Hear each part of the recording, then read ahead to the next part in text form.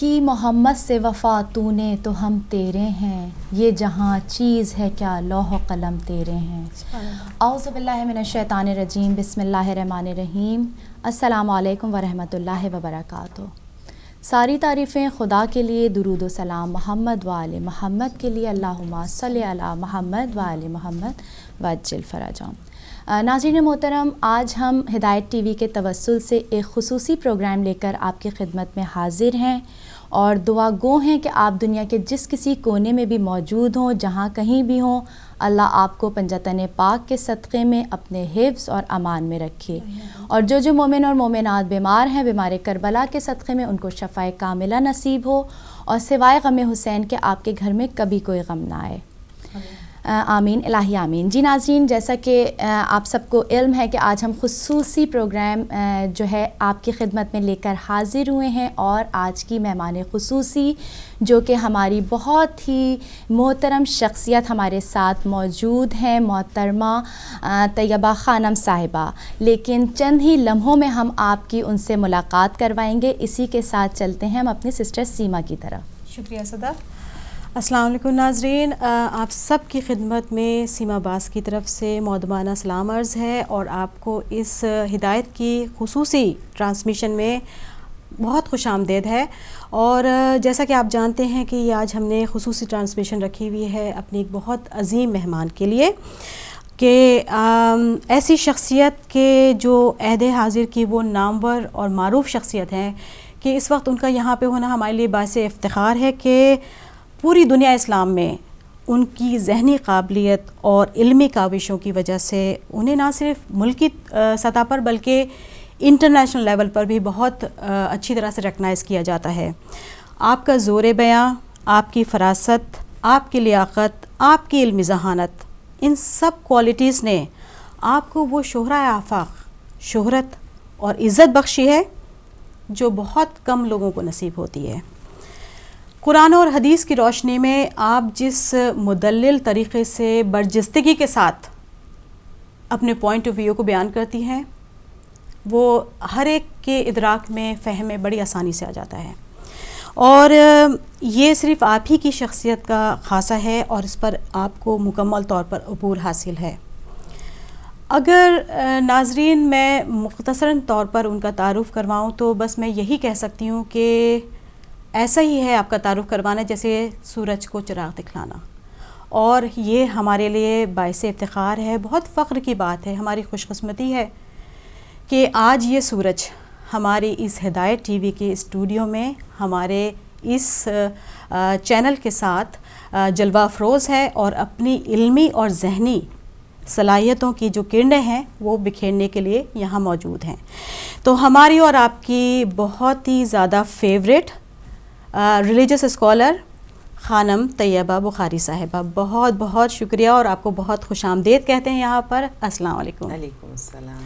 سب سے پہلے تو میں آپ کا شکریہ ادا کرنا چاہتی ہوں، بہت ممنون ہے کہ آپ اس قدر بزی ہیں، اور آپ کا ٹائم اتنا ٹائٹ ہے، بڑا ہی آپ کا بزی شیڈول ہے، لیکن ہمارے ناظرین کے لیے آپ یہاں پر آئیں، آپ نے فوراً ہماری دعوت قبول کی، اور اپنے بہت ہی قیمتی وقت میں آپ نے ہمارے لیے جو ہے یہ وقت نکالا۔ بہت شکریہ آپ کا، ہم پورے دل کی گہرائیوں کے ساتھ جو ہے آپ کا جو ہے اس کے بارے میں شکریہ ادا کرتے ہیں۔ آپ نے عزت افزائی فرمائی ہے، آپ کا شکریہ۔ بہت شکریہ جی۔ آپ کے کیسے مزاج ہیں، کیا حال ہے آپ؟ اللہ کا شکر ہے۔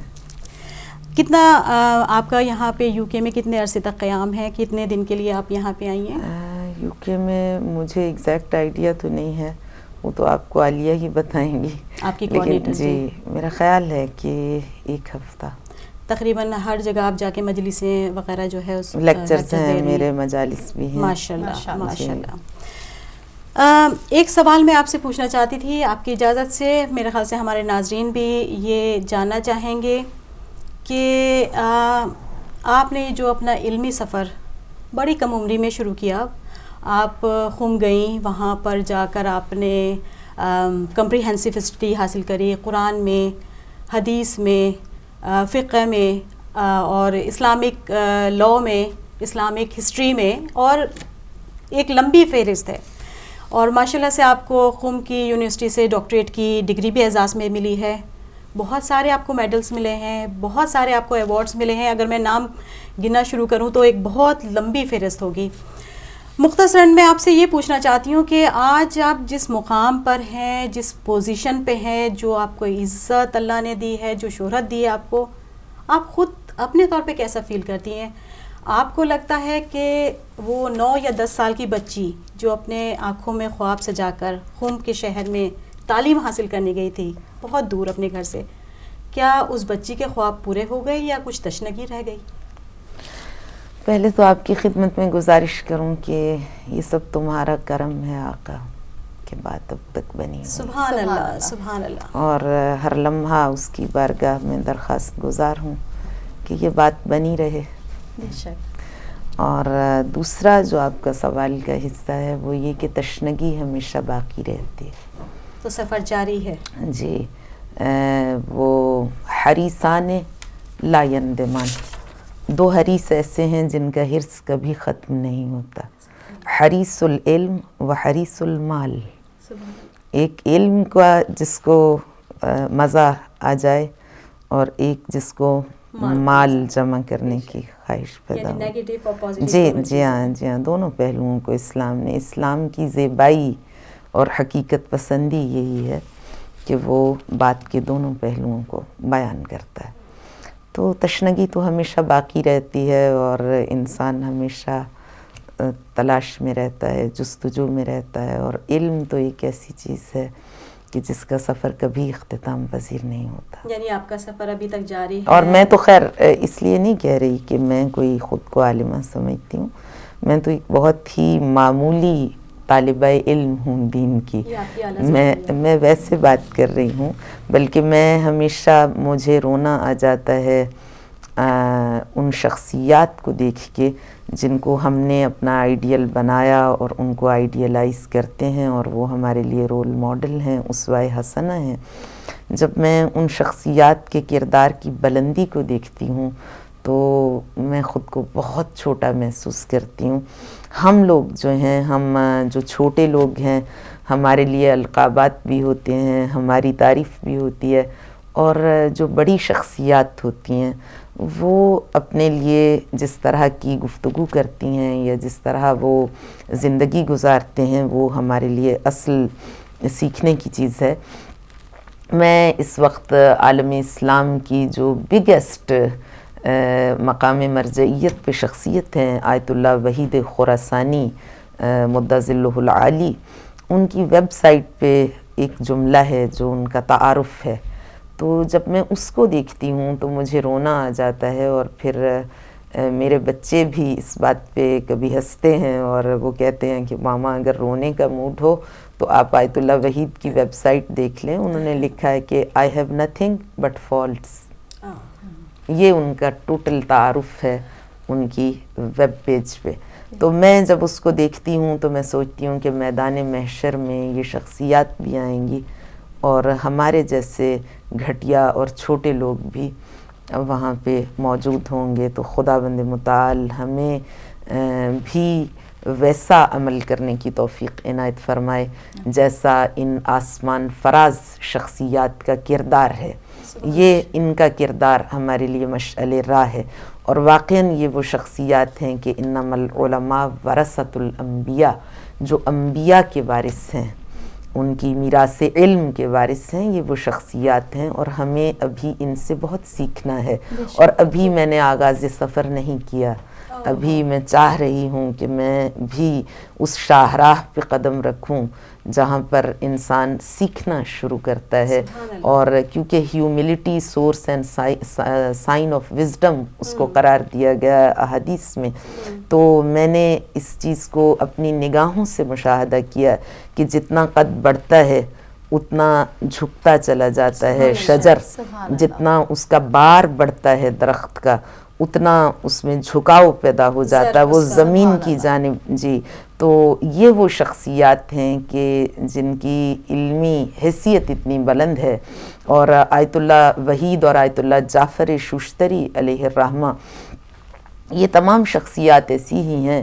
آیت اللہ جعفر نے کتاب تحریر فرمائی تھی امام حسین کے بارے میں, تو وہ کتاب بہت پاپولر ہوئی اور جتنی بڑی شخصیات ہیں خمینی خوئی لیول کی شخصیات، ان سب نے آیت اللہ جعفر کی کتاب کے بارے میں جو تبصرہ کیا وہ یہ تھا کہ انہوں نے کہا کہ کتابیں ہم نے بھی لکھیں، اور یہ وہ شخصیات ہیں کہ جنہوں نے اتنی کتابیں لکھیں کہ اگر ہمارے ایسا جاہل اس میں سے ایک کتاب پڑھ لے تو وہ خود کو عالم سمجھنے لگتا ہے، اور یہ وہ شخصیات ہیں کہ جنہوں نے 110 جلدیں تو بہار الانوار کی علامہ مجلسی علیہ الرحمہ نے، آیت اللہ امینی نے 28 جلدیں الغدیر کی تحریر کیں، اور کس جذبے سے تحریر کیں، کیا ان کا حسن نیت تھا، کیا ان کی انٹینشن تھی، کیا ان کی پاکیزگی تھی، کیا ان کی پیورٹی تھی، اور کس تقوی کی منزل پہ تھے وہ، کہ جب آیت اللہ امینی سے پوچھا گیا کہ آپ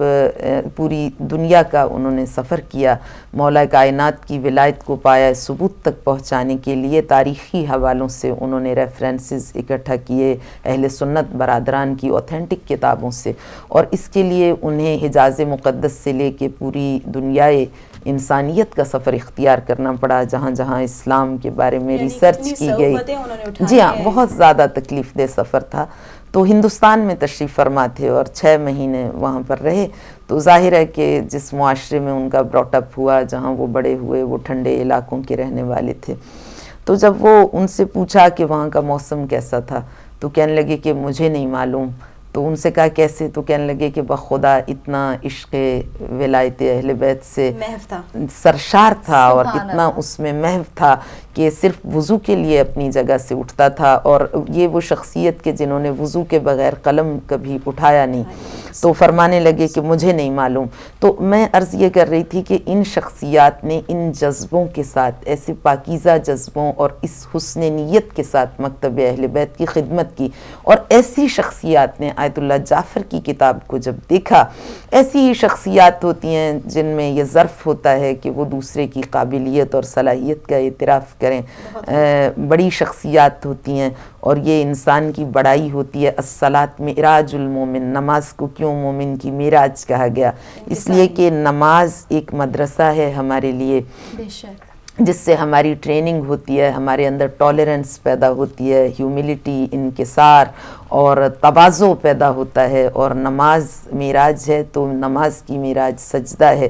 جب انسان کے بدن کا کریم ترین عضو خاک کے ساتھ متصل ہوتا ہے، کانٹیکٹ پیدا کرتا ہے مٹی سے، تو وہ انسان کی ایک ایسی کیفیت ہوتی ہے جس میں اسے اندازہ ہوتا ہے کہ اس کی اوقات کچھ نہیں ہے۔ اور شہزادی کونین نے بھی جو نماز کے حکمتیں بیان کی ہیں کہ کیا ڈیوائن وزڈم کار فرما ہے نماز کے ہر عمل کے بیہائنڈ، اور مولا کائنات نے بھی جو، تو نماز سب سے پہلے تکبر کا خاتمہ کرتی ہے۔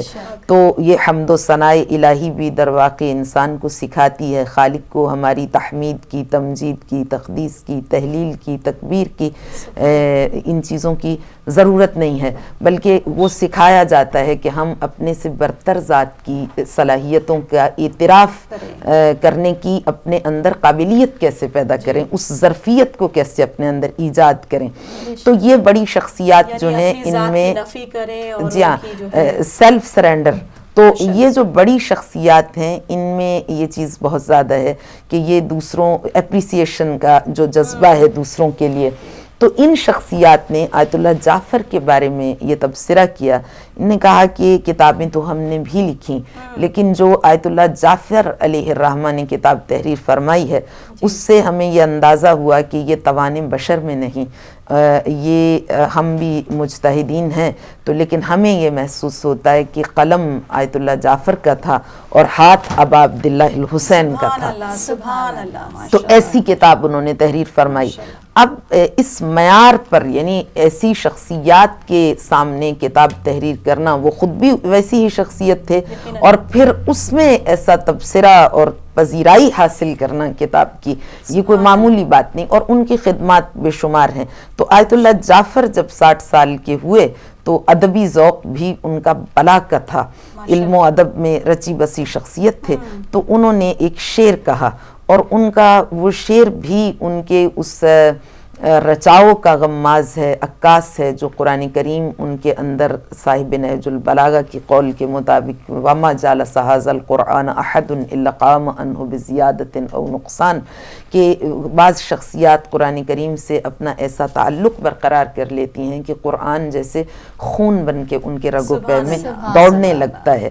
تو وہ ان کے شعر سے بھی پتہ چلتا ہے کہ قرآن کریم سے کتنا متاثر ہے ان کا لب و لہجہ.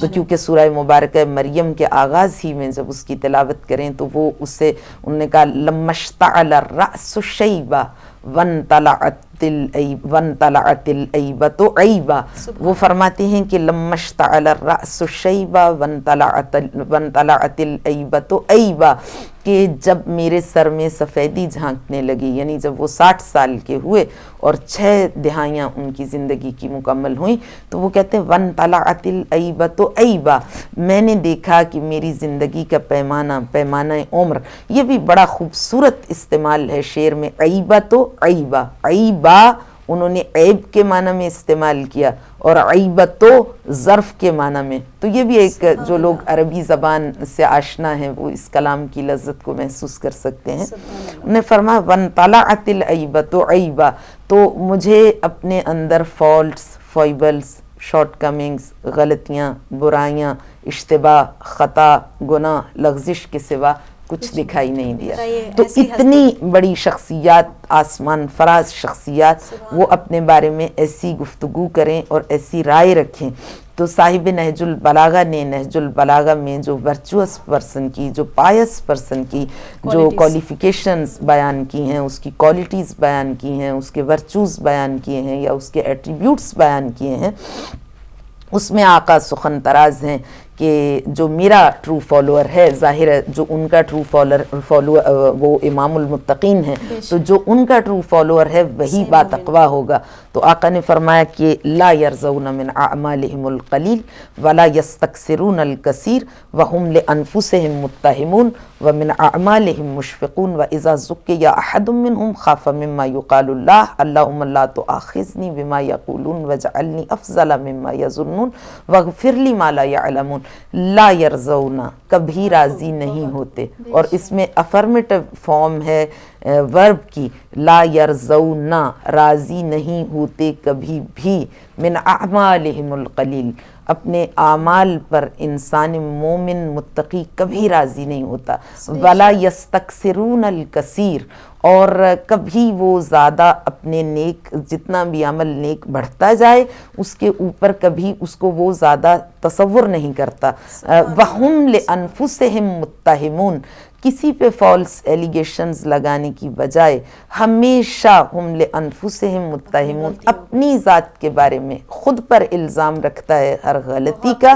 وَإِذَا زُكِّيَ أَحَدٌ مِّنْهُمْ، اور اذا جس وقت زُكِّيَ تعریف کی جائے اس کی، اس کو اپریشیٹ کیا جائے، احد منہم، انہی لوگوں میں سے جو میرے فالوورز ہیں ان میں سے کسی کو، تو یقال، تو وہ اللہم لا تؤاخذنی بما یقولون، وہ اتنا گھبرا جاتا ہے کہ وہ کہتا پروردگار میرا مؤاخذہ نہ کرنا، میری گرفت نہ کرنا اس بات پر جو یہ لوگ میری تعریف کر رہے ہیں کہ کم من قبیح سترتا، پروردگار کتنی میری غلطیاں ہیں جن کو تو نے لوگوں کی نگاہوں سے اوجھل کر دیا ہے.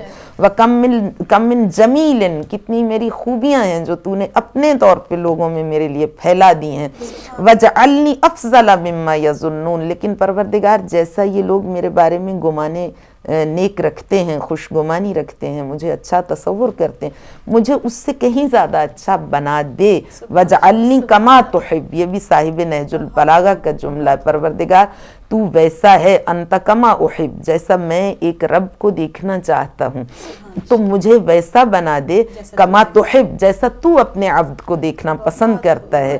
اور پروردگار وَغْفِرْ لِي مَا لَا يَعْلَمُونَ، اور میرے پریویس ڈیڈز، میرے ماضی کی وہ غلطیاں جو لوگوں کی نگاہوں سے اوجھل ہیں ان کو معاف کر دے، اس سے پہلے کہ وہ لوگوں کی نگاہوں میں. تو یہ اہل بیت کا کردار ہے جو ان کا اپنا کردار تھا، اور پھر وہ ہم میں اس کی جھلک دیکھنا چاہتے ہیں.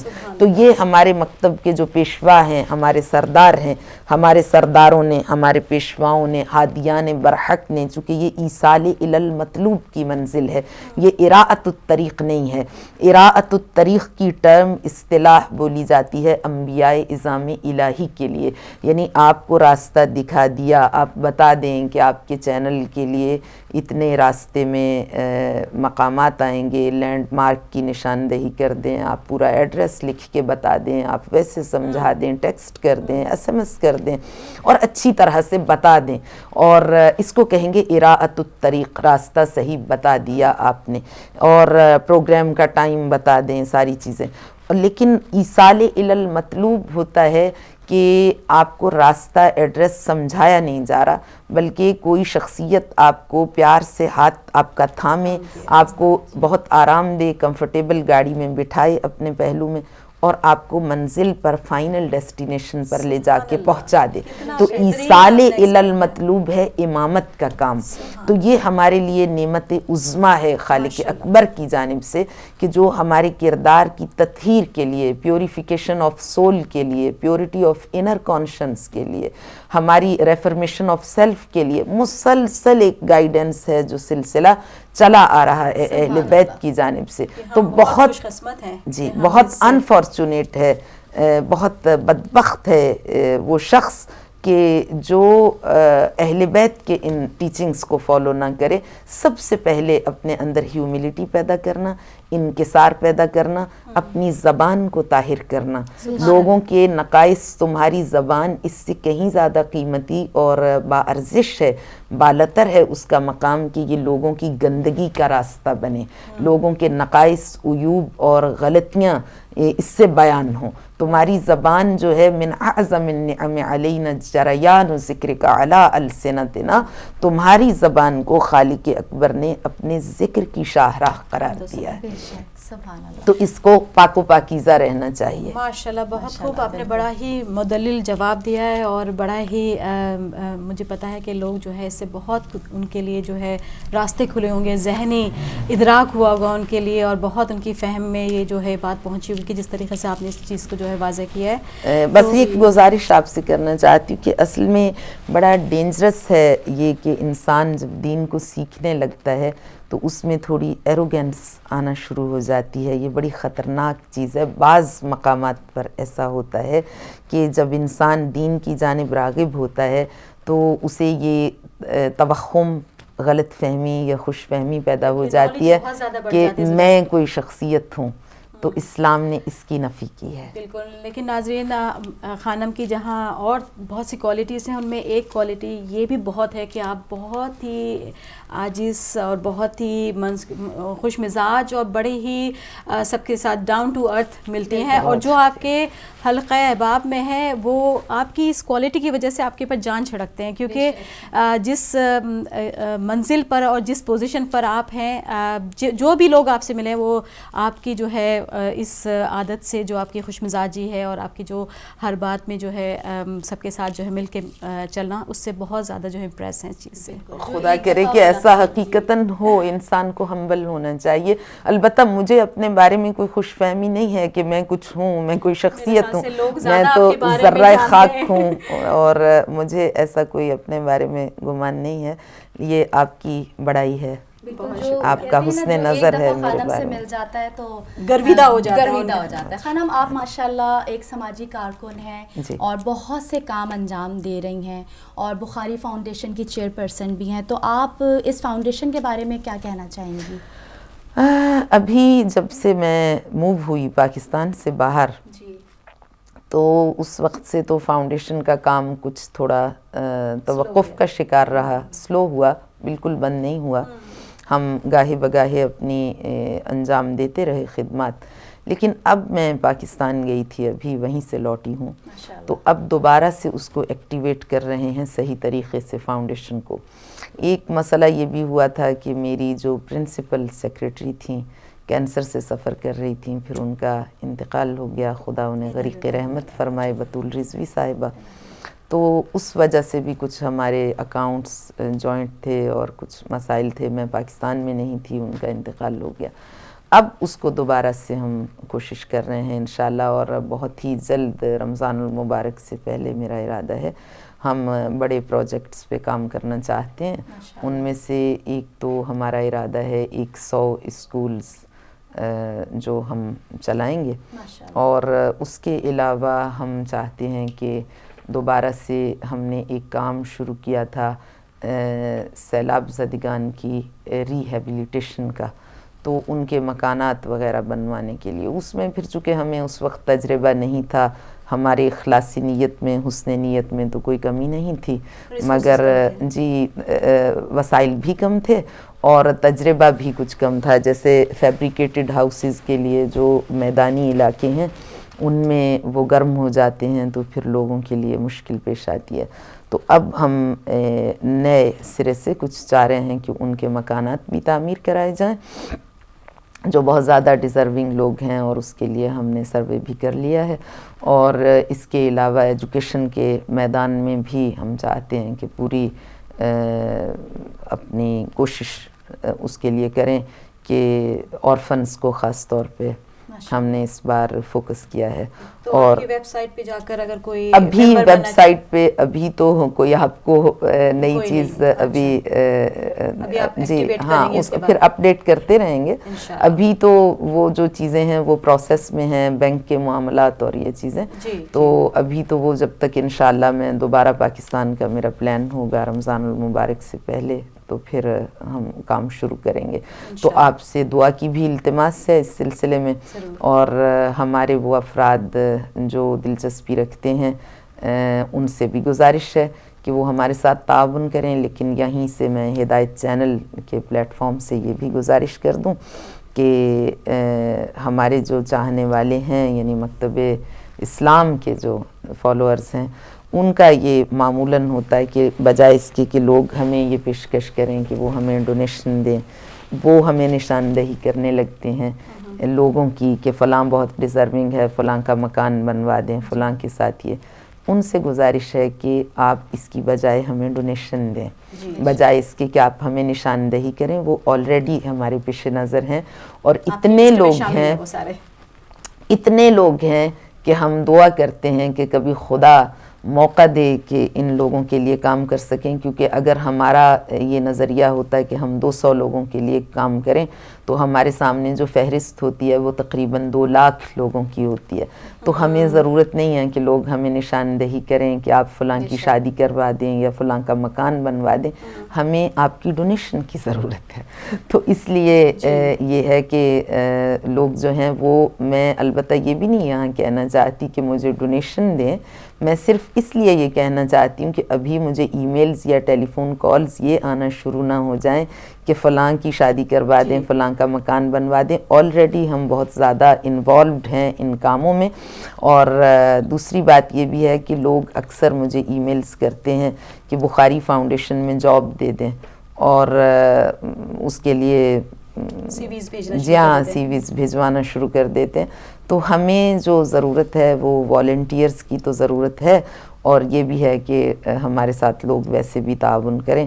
تو جی تو لیکن یہ میری ایک گزارش تھی، بہت ہی ہمبل ریکویسٹ ہے میری اپنے ویورز سے کہ اس بات کو پیش نظر رکھیں اور ذرا سیریسلی لیں اس مسئلے کو. اب ہم میدان عمل میں پھر سے ایک مرتبہ اترنا چاہتے ہیں، اور پہلے سے زیادہ بہتر انداز سے ہم عوام کی خدمت کا جذبہ رکھتے ہیں. تو خانم، یہ آپ کسی خاص علاقے میں آپ کی فاؤنڈیشن کام کر رہی ہے یا پورے ملک میں آپ کے مختلف؟ صدف ہماری فاؤنڈیشن نے پورے ملک میں کام کیا الحمدللہ.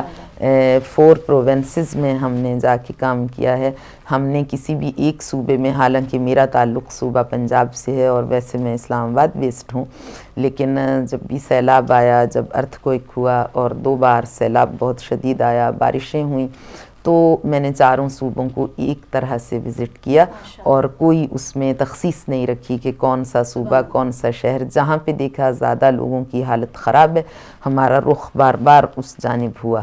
4 صوبوں کو ہم نے ہیلی کاپٹر کے ذریعے سے، ہیلی سے وزٹ کیا. ہم نے بائی روڈ ایسے راستوں پہ گئے کہ لوگ حیران تھے، اور بڑے بڑے این جی اوز اور مرد اور جو سرکاری ذرائع رکھنے والے افراد تھے وہ ان علاقوں میں خود کو پہنچا نہیں پائے جہاں پہ ٹرکس بھی ڈوب جاتے تھے، اور ہم نے بائی روڈ وہاں پہ سفر طے کیے، تو بہت سے ہم نے دردناک مناظر بھی دیکھے، اور وہ میری زندگی کا اپنی نوعیت کا انتہائی منفرد تجربہ تھا، ایسا تجربہ تھا جس سے میں نے بہت سیکھا کہ انسان کی زندگی جیسی ہم تصور کرتے ہیں اپنے گھر میں بیٹھ کے ویسی ہرگز نہیں ہے.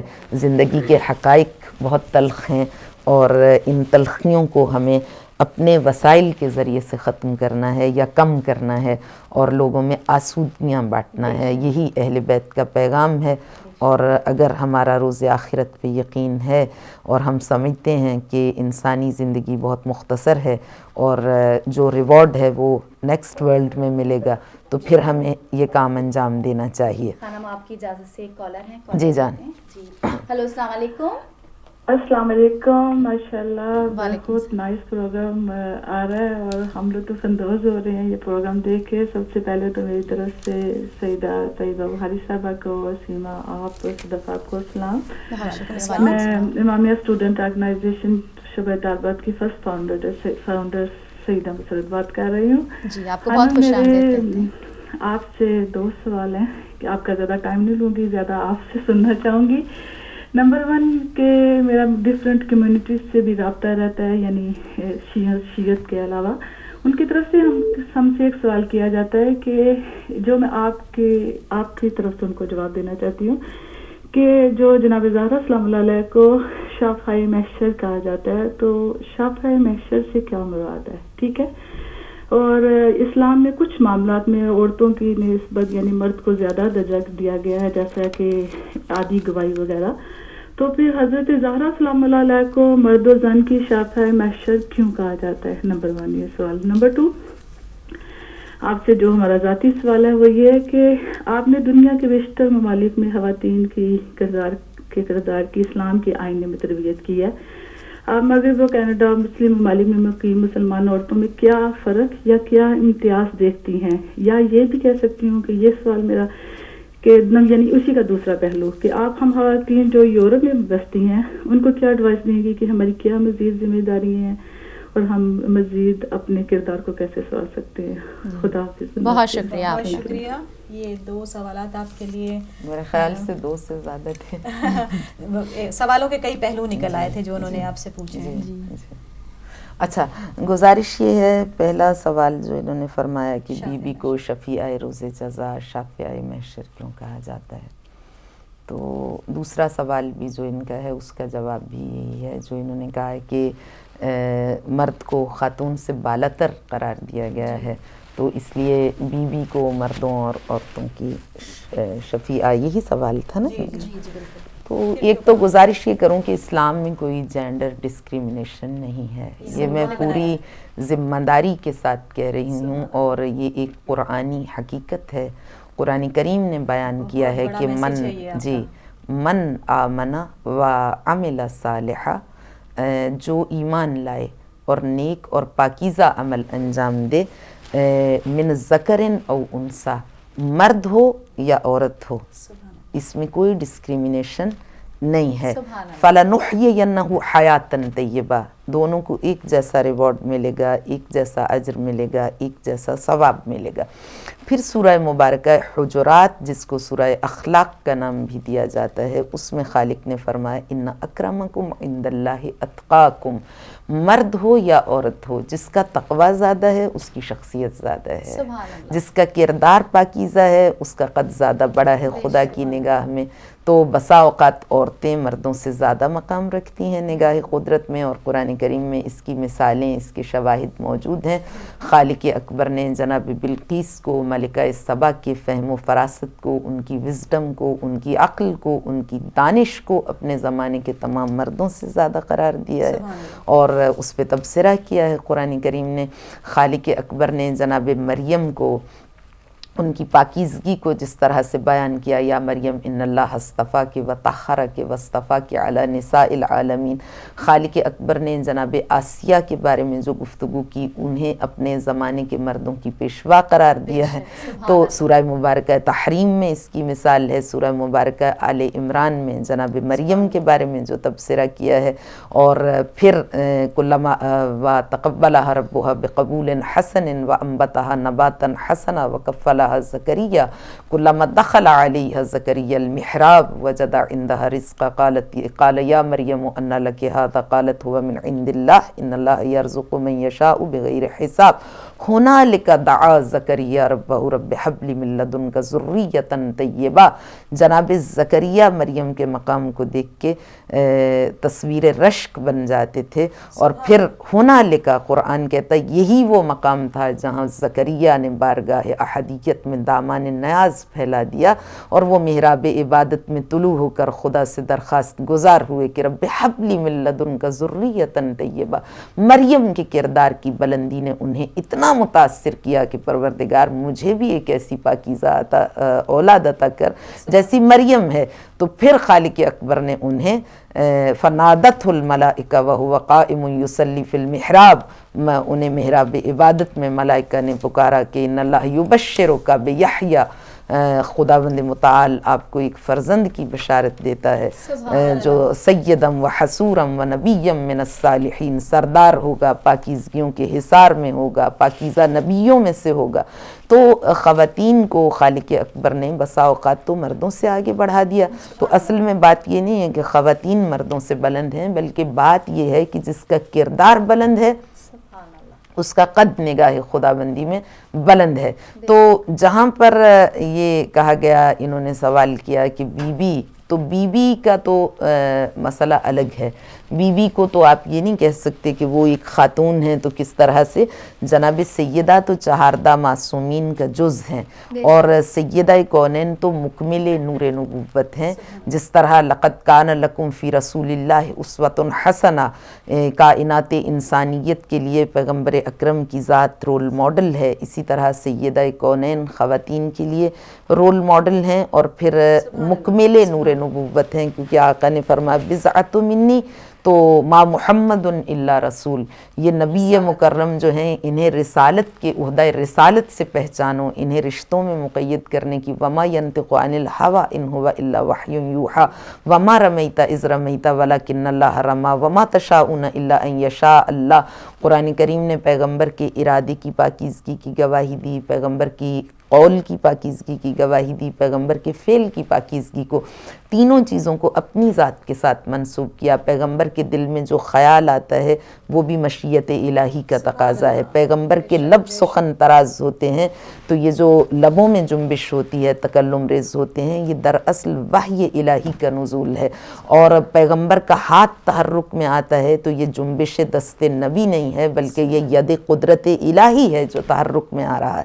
تو پیغمبر گرامی اسلام کی ذات اس قدر فراز معصومیت پر، فراز عصمت پر فائز ہے. تو وہ پیغمبر، ان کے لیے پھر قرآن کہتا ما محمد الا رسول، انہیں صرف عہدہ رسالت سے پہچانو. تو وہ جب یہ فرمائیں کہ بضعۃ منی، فاطمہ میرا پارا ہے، حصہ ہے، جز ہے، تو رسالت کا جز ہے، ولایت کا جز ہے، امامت کا جز ہے، عصمت کا جز ہے. وہ مقام حکم جو خالق کائنات نے انہیں عطا کیا، جو مقام نبوت عطا کیا، جو مقامات بارگاہ الہی سے انہیں تفویض کیے گئے، فاطمہ ان تمام مقامات میں پیغمبر کی شریک کار ہیں.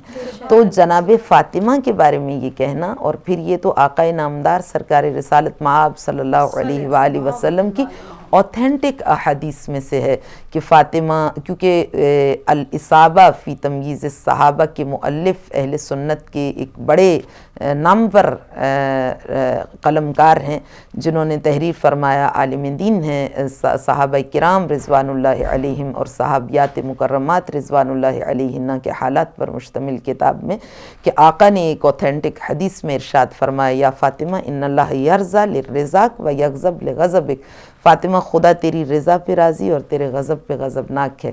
تو جس کے لیے خود فاطمہ چاہے وہ عازم جنت ہو، جی اسی کا معنی شفیع روز جزا ہے. آپ کی اس ایکسپلینیشن سے ذرا سا ریلیٹڈ میں ایک پوائنٹ میرے ذہن میں آیا کہ جیسے ہمارا مذہب ڈسکرمنیٹ نہیں کرتا ہے جینڈر میں, ٹھیک ہے, آپ جیسے آپ نے ابھی قرآن سے اس کی باقاعدہ دلائل بھی دی ہے اور مستند طریقے سے بتایا کہ اس میں جو ہے کوئی ڈسکرمنیشن نہیں ہے, لیکن انفارچونیٹلی جس سوسائٹی میں ہم رہتے ہیں, جو ہمارا کلچر ہے یہ میل ڈومینیٹنگ, آپ کو پتہ ہے کہ ہم اس میں سانس لے رہے ہیں ماحول میں. ایک خاتون ہونے کی حیثیت سے میں, میرے خیال سے بہت ساری خواتین بھی یہ جاننا چاہیں گے کہ آپ جس مقام پہ ہیں, جس پوزیشن پر ہیں, کیا کبھی آپ کے ساتھ ایسا تجربہ ہوا یا کبھی آپ نے محسوس کیا کہ آپ کی قابلیت کو, آپ کی شہرت کو اس لیے ڈسکرمنیٹ کیا جا رہا کہ آپ ایک خاتون ہیں؟ بالکل, بہت خوب سوال ہے, لیکن سسٹر بہت معذرت کے ساتھ سوال کا جواب ناظرین ہم لیں گے, لیکن ہمیں بریک پہ بھی جانا بہت ضروری ہے, لیکن آپ نے ہمارے ساتھ رہنا ہے. ملتے ہیں بریک کے بعد.